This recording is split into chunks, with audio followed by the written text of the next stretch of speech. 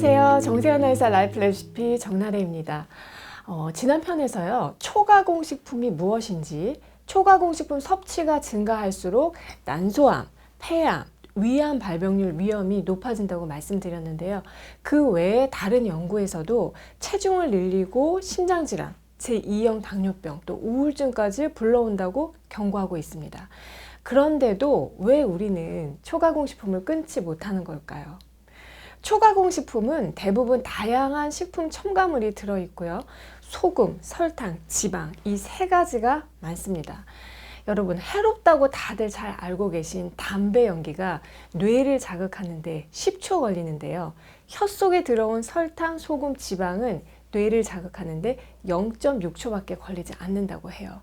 이런 강렬한 자극이 전해지면은 즐거움을 조절하는 뇌의 중추에서 도파민 분비가 왕성하게 일어나면서 쾌락 반응이 생깁니다.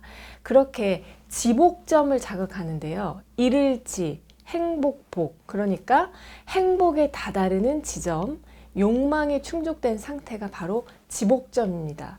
원래는 심리학 용어인데요. 블리스 포인트라고도 해요. 뇌의 보상 욕구를 자극을 해서 충족해준 그런 상태를 말합니다. 단맛, 짠맛, 고소한 지방의 맛이 서로 합쳐지면은 지복점을 자극을 하고 도파민 분비가 왕성해지면서 일종의 갈망 스위치가 켜지는데요. 이런 갈망 스위치가 자주 켜질수록 어떻게 돼요? 전두엽 피질과 해마의 갈망 억제 기능도 점점 떨어져서 결국 마약처럼 중독되는 거예요.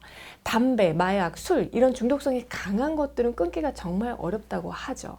초가공식품은 앞서 말씀드린 것처럼 강렬한 맛에 중독되기도 하지만 우리 생활 속에 이미 너무 깊숙이 들어와 있기 때문에 어찌 보면 더욱 끊기가 어렵습니다.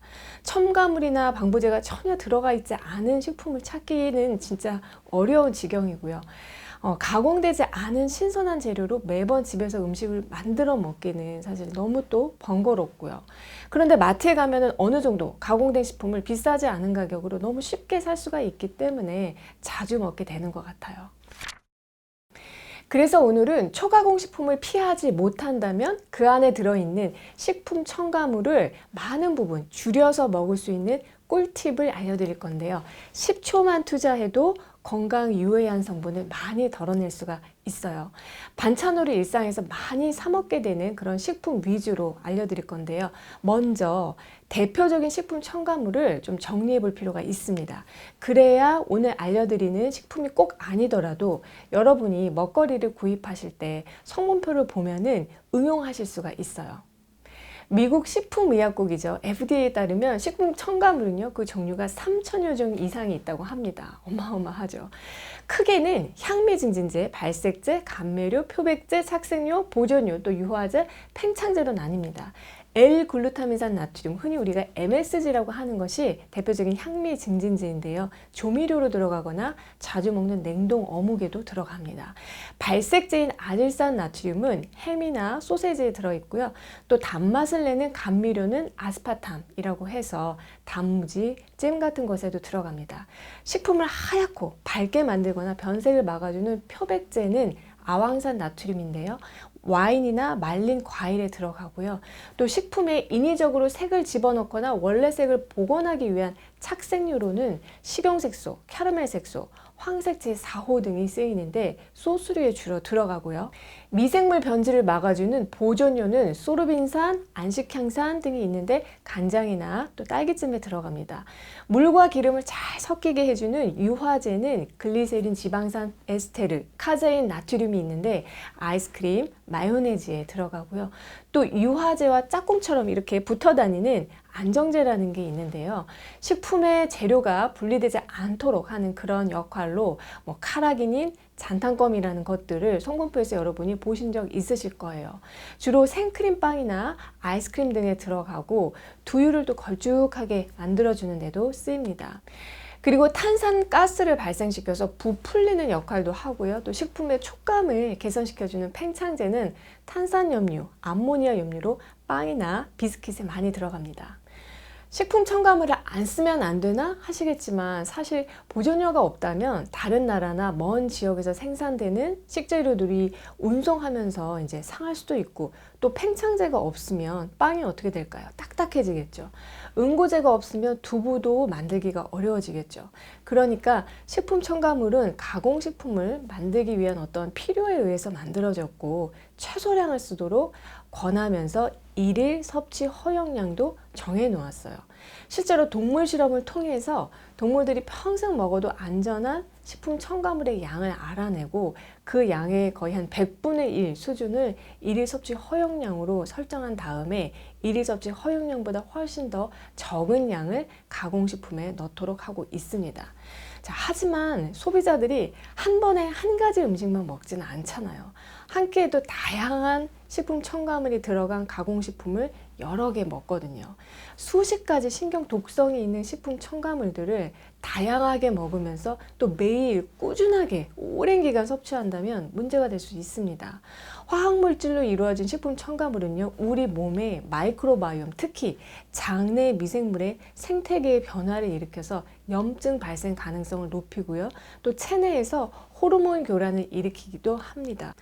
또 초가공식품이나 가공식품은 그 자체로 식사 속도를 매우 빠르게 하고, 그래서 과식을 부르기가 쉽기 때문에 당뇨 발생과도 연관이 큽니다. 따라서 자주 먹는 우리 집 반찬에서부터 지금부터 식품 첨가물을 쏙쏙 빼내보는 방법들을 알아보도록 할게요. 첫 번째로 흔히 많이 먹는 것이요, 어묵이나 진미채인데요. 둘 다 미생물 증식으로 인한 식품의 변질을 막기 위해 첨가하는 보존료 중에 하나인 소르빈산 칼륨이 들어있어요. 그리고 어묵이 마르는 것을 방지하고 또 단맛을 내기도 하는 식품 첨가물로 솔비톨이 들어있습니다. 소르빈산 칼륨은요, 세포가 신호 전달을 하는 그런 작용을 방해하고 또 간독성을 유발할 수도 있고, 솔비톨은 체내에서 소화 흡수되지 않고 곧바로 장으로 가서 주변의 수분을 흡수하기 때문에 과다 섭취하면 복통, 설사를 유발합니다. 소르빈산 칼륨은 열에 약한 특징이 있고요. 솔비톨은 물에 녹는 성분이기 때문에 어묵과 진미채는 요리하기 전에 여러분이 반드시 뜨거운 물에 5분 정도 담가 두었다가 사용하시면 이런 첨가물을 거의 제거하고 드실 수가 있어요. 두 번째로 사실은 몸에 안 좋지만 또 자주 먹게 되는 것이 햄, 소세지 같은 반찬인데요. 이런 가공육에는 더 맛있어 보이는 붉은색을 내기 위해서 황색 제4호, 적색 제2호, 적색 제40호 같은 석탄 탈에서 얻은 착색제가 들어가는데, 자연계에는 전혀 존재하지 않는 화학 합성 물질이기 때문에 우리 몸에서 대사되지가 않고 분해되지가 않아서 체외로 배출되기 힘든 것이 특징입니다. 또한 붉은색을 고정하고 육류의 이 지방 산화를 막아줘서 맛과 풍미를 좋게 하기 위해서 아질산염이 첨가가 되는데요.